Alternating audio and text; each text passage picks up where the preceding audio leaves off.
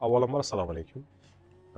Bugungi mavzuyimiz kundalik hayotimizda umuman qaraganda bugungi va ertangi kunimizni ta'minlab beradigan, ya'ni kim ota-onamizga qanday hurmat qilish, qanday munosabatda bo'lish to'g'ri degan savol. Buni birov bilmaydi demoqchi emasmiz, lekin bolalarga dars berish asnosida ayrim holatlarda dili bilan tili har xil bo'lib qolgan o'quvchilarimizni ko'rib, ota-onasini oldida ayniqsa buni eslatib o'tmoqchi bo'ldik. Umid qilamiz ota bobolarimiz o'sha bolalarni amaki, ota onalar hammasi aytgan gapiga qo'shimcha bo'ladi gapimiz, ortiqcha bo'lmaydi degan umiddamiz. Endi bu o'rinda o'zimiz gapimizni gapirishni to'g'ri deb bilmadik.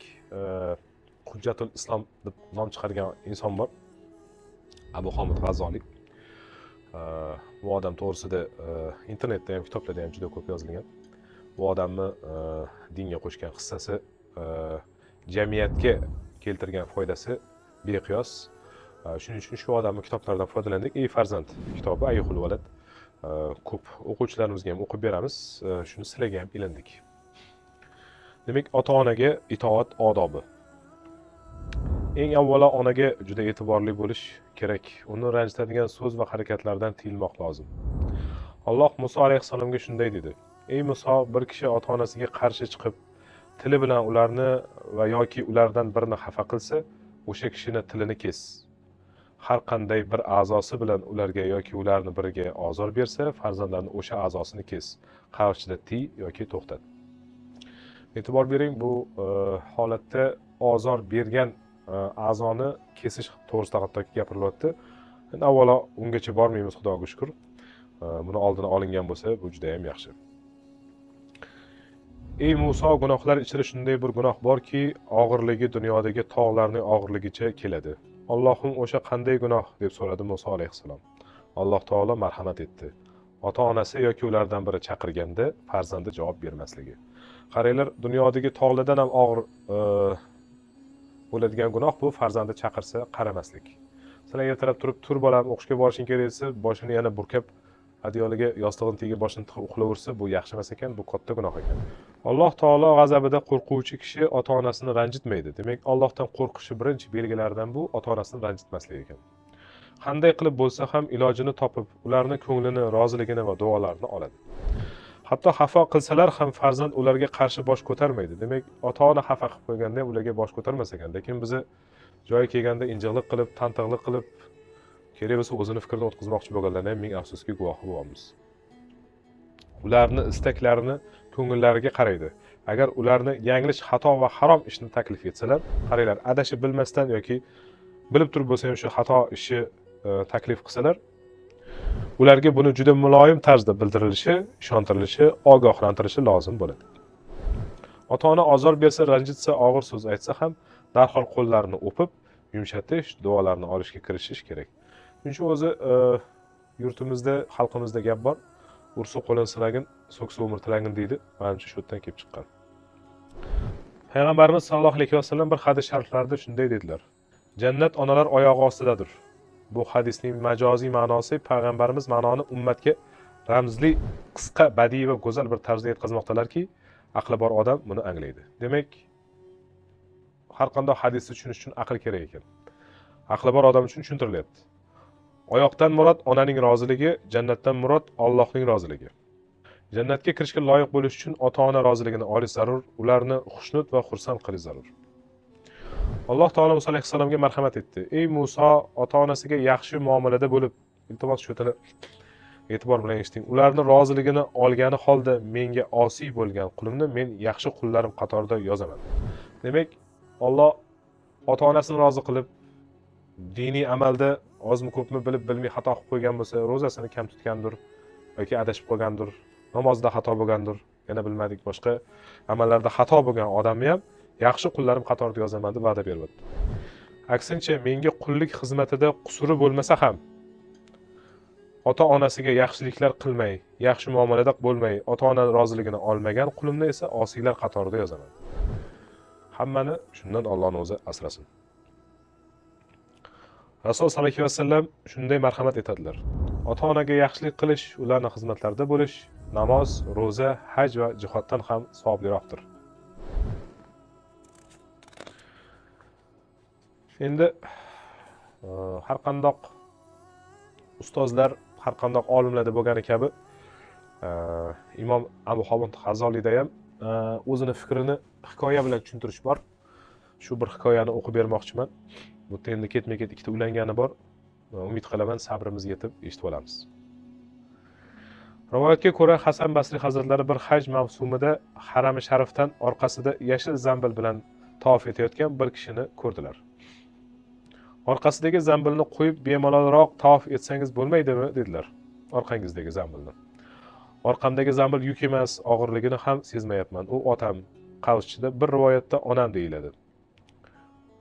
7 galdan beri Shom tomondan ko'tarib kelib, haj qildirib ketyapman. Shom hozirgi Suriya tarafida bo'lsa kerak.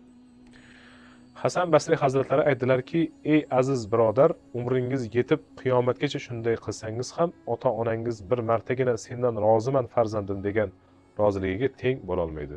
Hech bir ibodat ularni xursand qilishni o'rniga o'tmaydi. Hazrati Muso Alloh taolodan so'radilar: "Allohim, jannatdagi qo'shnim kimligini qiziqyapman, shundan menga xabar ber." "Ey Muso, sening jannatdagi qo'shning falon manzildagi qassob." Muso alayhissalom turib o'sha qassob yashaydigan shaharga jo'nadilar va qassobni manzilini topdilar. Qassob go'sht sotish bilan mashg'ul edi. Kutib turdilar. Qassob ishini tugatdi. Muso alayhissalom salom berib qassobning yoniga bordilar. Musofir ekanliklarini aytib, mehmon qilishlarini so'radilar. Qassob xush kelibsiz, safo kelibsiz deb Muso alayhissalomni uyiga boshlab keldi. Taom tayyorlab izzat ikromda bo'ldi. Qiladigan ishlari bo'lgani uchun kutmasdan ovqatlanishlarini o'tinib, o'choq boshiga keldi. Demak, payg'ambarni olib keldi, payg'ambarligini bilmayapti, o'tqizdi, yedirdi, ichirdi va ishim bor deb turdi. Bir parcha go'sht pishirdi. Xonasiga bir zambilni keltirdi. Ichida faqat suyaklari qolgan zaif bir kampir bor edi. Kampirning ovozi ham shu qadar bo'g'iq va zaif ediki, xuddi pashshani g'ing'illashiga yoki chivini vizillashiga o'xshab ketardi. Zambil ichidagi kampirni avaylab ranjitmasdan chiqardi. Tayyorlangan go'shtni maydalab, qo'llari bilan bir-bir yedirdi. Suvini ichirdi, taglarini almashtirib, yuvib, pokladi, artib, quruqladi. Ostlariga yumshoq to'shak to'shab, yumshoq bo'z bilan o'rab, yana zambil ichiga ranjitmasdan joylashtirdi. Zambilni yana avvalgi joyiga ilib qo'ydi. Bu zambil ichida kim deb so'radi Muso alayhissalom. Onam, qarib shu holga kelib qoldilar. Shom sahar xizmatlaridaman dedi qassob. Bir narsa Muso alayhissalomning diqqatlarini tortdi. Keksa ayol, Allohim, men o'g'limdan mamnunman, roziman. Ilohim uni jannatda Hazrat Musoga qo'shni ayla deya nozik, zaif ovozda tinimsiz duo qilardi. Eng asosiy joyi shu onaning duosi. Muso alayhissalom chiday olmadilar. Ey baxtiyor kishi, Alloh taolo sizni o'tgan avvalgi gunohlaringizni kechirdi. Onangizni duolari qabul qilib, sizni oxiratda jannatda Musoga qo'shni ayladi, dedilar. Bundan xulosa qilish menimcha o'zingizlarga qoldirganimiz ma'qul. Shu joyiga qisqacha qilib ustoz haqida ham qo'shib ketamiz, ruxsat berasizlar. O'zimiz o'qituvchi bo'lganimiz uchun o'zimiz haqimizda gapirishimiz noto'g'ridir, lekin boshqa ustozlarga bo'layotgan hurmatsizlikni ko'rib, ozgina bo'lsa ham qiynaldik. Shuning uchun buni o'rnini ozmi ko'pmi eslatib o'tish to'g'ri deb bildik. Iltimos qilamiz buni nasihat yoki bir o'zimizdan bizadan kelib chiqayotgan bir qo'shimcha bir buyruq o'rnida qabul qilmanglar. Bu Abu Hamid G'azoliyning yozganlari bizni ta'sirlantirdi, ozmi ko'pmi bizni o'zgartirdi. Umid qilamiz qolganlarga ham foydali bo'ladi. Ustozga hurmat islom odoblaridandir. Ularga qo'ldan kelgancha xizmat qilib, duolarni olishlar. Ustoz haqqi ota-ona haqqidan ham ko'proq bo'ladi. E'tibor bering, ota-onadan ham ko'proq bo'lar ekan. Avvalo ustozlarimiz shunga loyiq bo'lsin. Loyiq ustozlarimiz hurmat qilgan o'quvchilarimizni bu dunyosi ham, u dunyosi ham obod bo'lsin. Chunki ota-ona farzandning dunyoga kelishiga sababchi bo'lsa, ustoz esa oxirat binosini tiklanishiga asosiy sababchidir. Ustozga nisbatan cheksiz hurmat bilan muomalada bo'lish, amri so'rash kerak. Xizmati bo'lsa bajarish lozim. Ustozga nisbatan behad tavozuli. Tavozuli degani bu paxta qo'yish degani emas. Kerakini bajarish kerak, kerak emas paytda chetroq turish kerak. Kamtarin munosabatda bo'lish zarur. Ustoz bor joyda ustoz izn bermagunicha o'tirilmaydi. Turib ketayotganda ehtirom bilan kuzatib qo'yiladi. Hech bir dunyo ishi ustoz xizmat qilishning, uning amrini bajarishning ehtiyojini qondirishning oldiga tusha olmaydi. Ustoz yo'qsil bo'lib faqirlanib qolsa, uning barcha ehtiyojlarini tazmin etish shogirdlarning zimmasiga tushadi. Ota-ona kabi ustozni ham xayrli duosini olish, badduosiga munosib bo'lib qolmaslik kerak. Shunaqa paytlar bo'ladiki, qattiqroq gapirish kerak paytda qattiqroq ham gapiramiz, shu ham ta'sir qilmaydi. Ichimizdan o'tganini bilsa, kelib burnimizni qonatadi bu odamlar. Lekin shu narsaga sababchi bo'layotganidan bilmadim. Bir xilda dars o'tish ham ozgina qiyinlik qilib qoladi. Ustozning xayrli duosini olgan odam yuksaladi, duoibat duchor bo'lganlar hech qanday ishda muvaffaqiyat qozona olmaydi. Xoru zabun bo'ladi. Xudo saqlasin. Bu bizning aytganlarimiz emas, Abu Hamid G'azalining aytganlari. Biz faqat o'qib berdik. Umid qilamiz, bir oz bo'lsa ham yaxshilikka intilayotgan odamlarning yo'lidamiz. To'g'ri yo'ldamiz. Sizlarga bo'lgan hurmatimiz cheksiz. Yana qaytarib aytamiz. Farzi kifoya o'laroq, o'qituvchi o'laroq o'qidik. Kami bo'lsa uzr. Hammaga rahmat.